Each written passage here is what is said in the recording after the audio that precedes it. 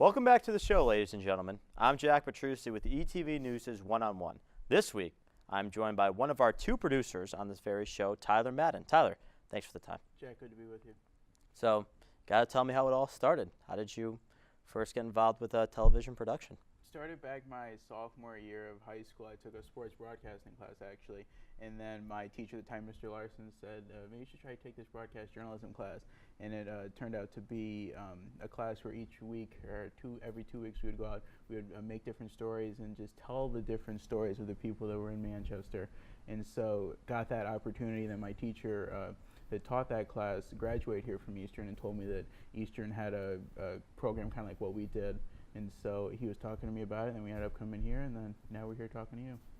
So, when you write the show and you produce the show, you recently added national news, which is something, at least in my time here, that has never been done. So what kind of gave you that idea to incorporate national news into the show? I think the biggest thing is always Arenda and I are the two producers for the show. And so over the summer, the biggest thing that we were thinking is what can we do different and add, because the biggest thing we try to do is add a lot of variety to the show.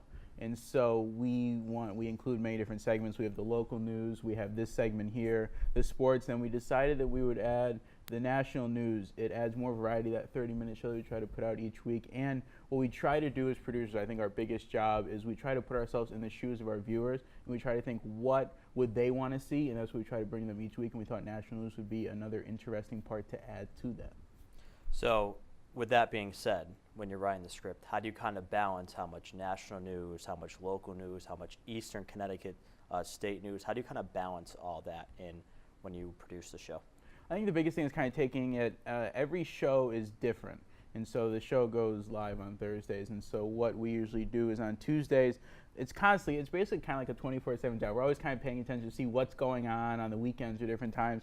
But Monday, Tuesday, we kind of start to format the show, think of like what are the big things we're going to be talking about that week. Then Wednesdays, we kind of sit down and we really write a bulk of the show.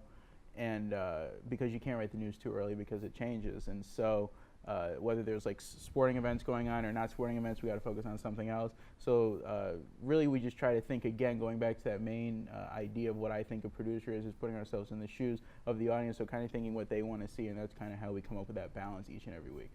So of course, earlier in the year, you and another one of our staff members, Kyle Smith, made a package with now our governor of the state of Connecticut, Ned Lamont. And this was during a time where it was about 2 or 3 weeks before Election Day, so he was still kind of in the midst of his campaign. So how was that like, talking to the governor at such kind of a tight time during that process? It was pretty cool. It was I was actually with Kyle Smith, Lamont, now Governor Lamont, came to campus on a Tuesday.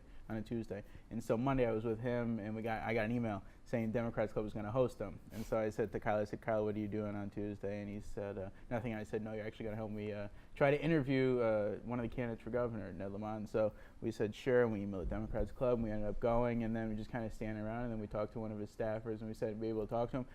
Absolutely. And then we got to talk to him for a little while, and then put it all together. But it was really cool because it was only a week before. It was the Tuesday, exactly a week before the election, so it was a close time, and all the candidates were kind of trying to make that last push. But it was really cool to get there and kind of see him in person and try to, for our audience, talking about what our audience would like to see, kind of ask questions that they would want answered. Like, why did he feel a week before the election that it was important to come to Eastern out of all the places that he could have went? Why was it important for him to come here? So just ask those questions that he might not necessarily have been asked on other interviews. That's what we tried to do in that. I think it came out well.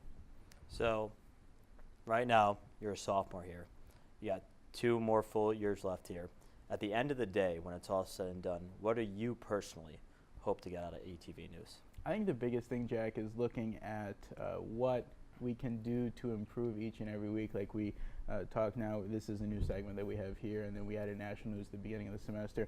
And so I think the biggest thing that we're looking at is constantly evolving, constantly getting better. And again, going back to that main idea we talked about, putting ourselves in the shoes of the audience and trying to think what would they want to see from us.